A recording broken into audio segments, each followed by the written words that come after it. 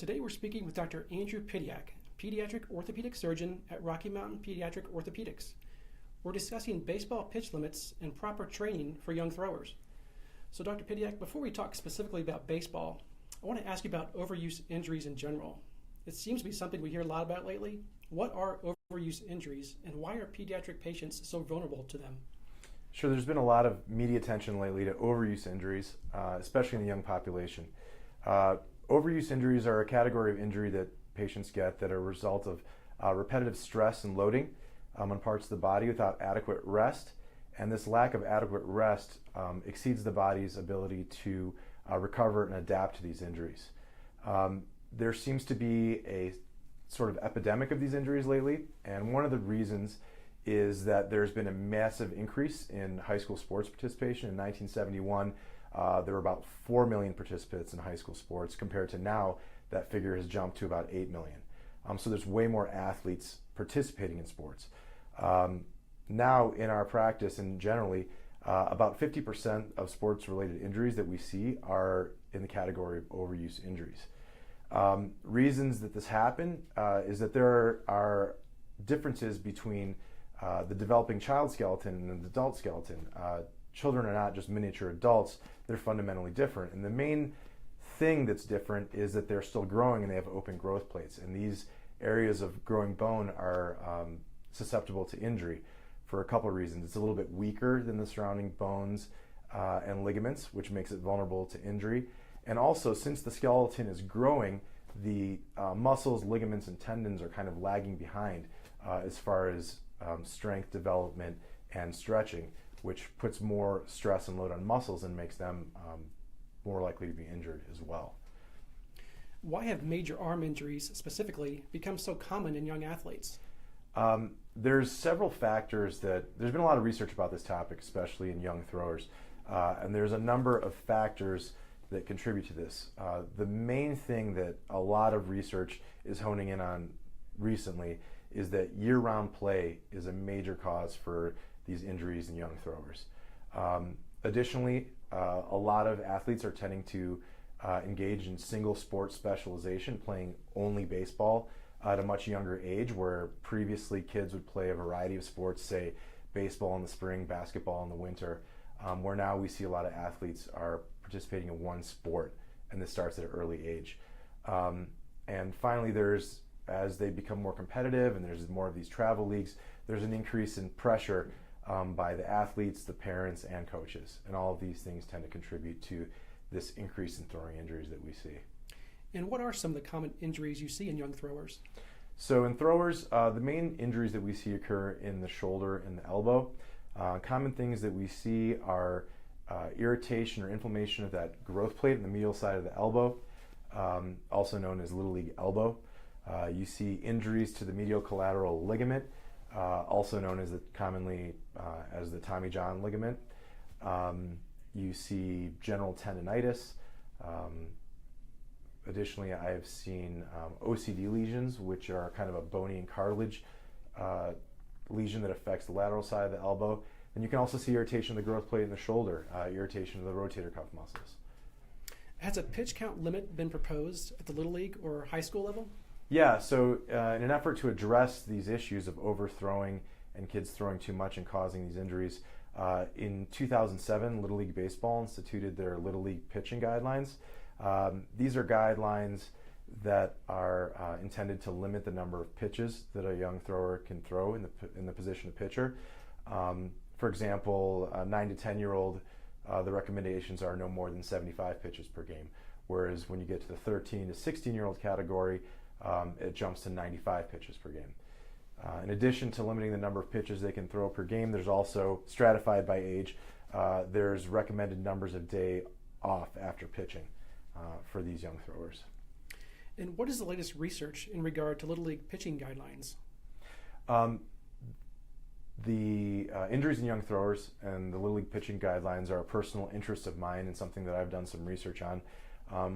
I did a study when I was spending some of my time training in San Diego.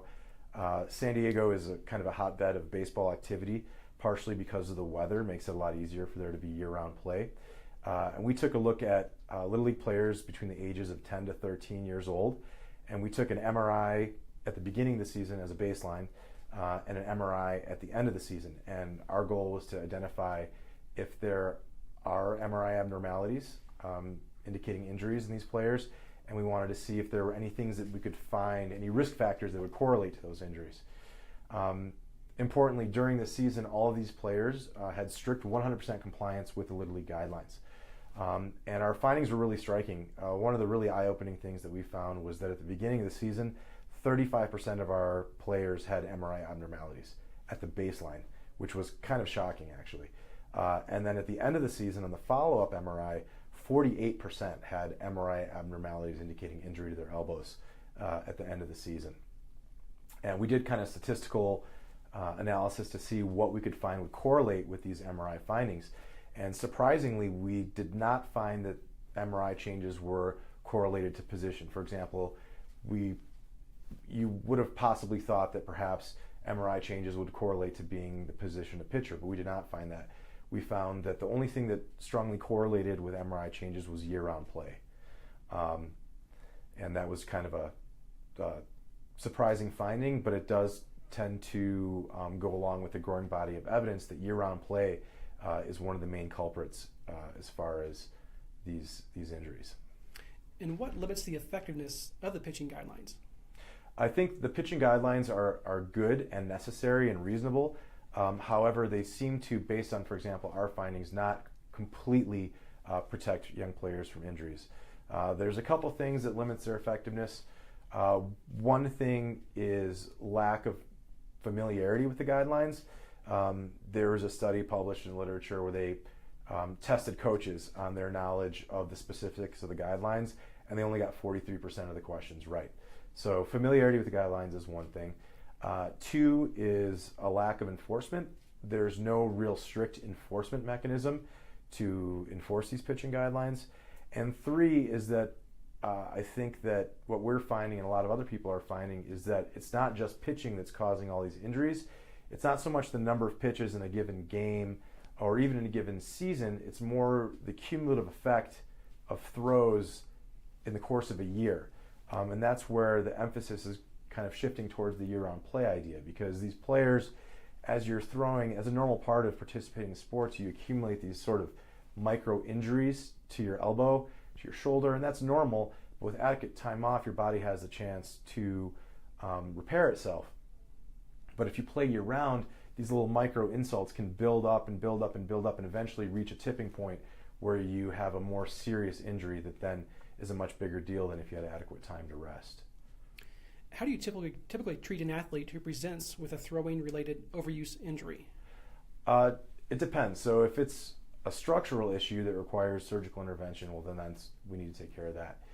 If it's something like Little League elbow or a tendonitis or one of these overuse injuries that is not tipped over into the more serious category, generally we start with a period of shutting them down and rest, usually a minimum of 6 weeks, somewhere more in the neighborhood of 6 to 12 weeks, then institute a period of physical therapy, and then typically I like to have my throwers go through a throwing program, which is a sort of gradual, controlled, monitored return to throwing.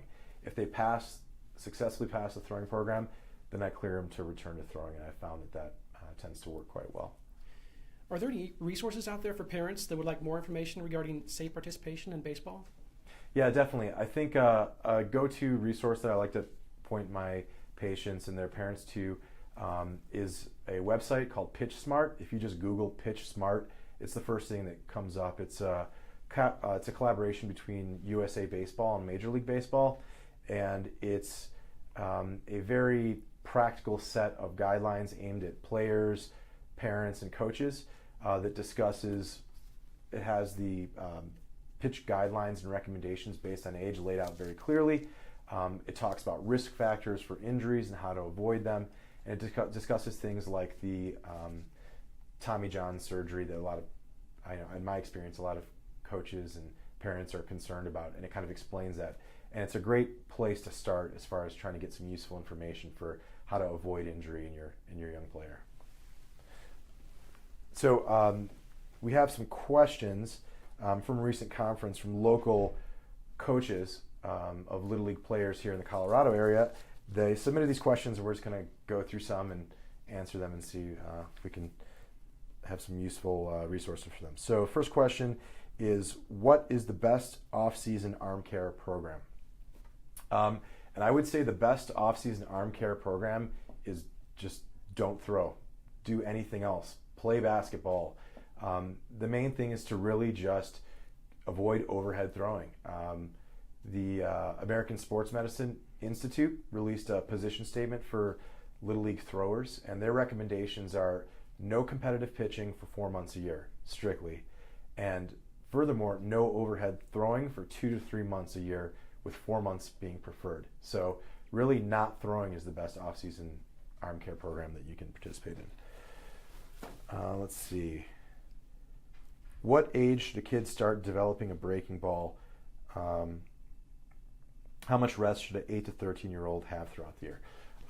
So as far as off-time pitches, curve balls, breaking balls, that is an area of some controversy, although there have been studies that have shown that in younger players, throwing curve balls and breaking balls are correlated to increased arm pain. The general recommendation is that you not start throwing things like curve balls or sliders until you're about 13 to 16 years old and you've mastered the fastball and changeup and have good solid mechanics and have no issues. Then around 13 to 16 is when you can start transitioning into the more advanced pitches. Let's see, one last question. What age can healthy Tommy John prevention start without hindering full development? So Tommy John prevention, so I guess to clarify, the Tommy John surgery is something that people undergo when they have damage to their ulnar collateral ligament, which is this ligament on the inside of their arm. It's a major procedure, and it is something that we work very hard to avoid ever getting to that point. We try to avoid full ligament rupture by paying attention to things like pain, fatigue, soreness. So Tommy John prevention really is just responsible coaching and following the guidelines, which is not overthrowing, taking adequate rest time off a year. If there's one thing I could emphasize, is that taking proper time off and not playing year round is probably the number one thing that you can do to avoid injuries to things like your so-called Tommy John ligament. Other things are working on solid mechanics with your throwing mechanics with your coaches, not playing through arm fatigue. If your player's arm is painful, that's a signal to scale it back and not pitch or throw through it.